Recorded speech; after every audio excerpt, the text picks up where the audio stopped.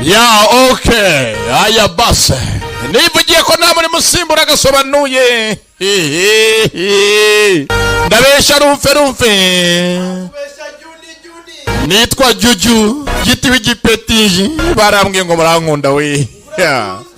Cyane. Ni ngombwa. Universe nabateguye cyane. Hamwe na Giti business group. Ndetse na open road.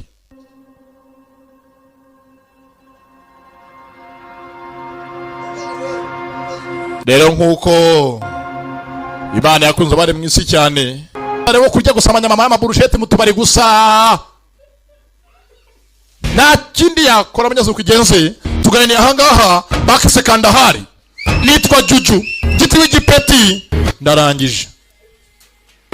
Gira debut namyazo mukinyi w'Imena bakitaga kandahari.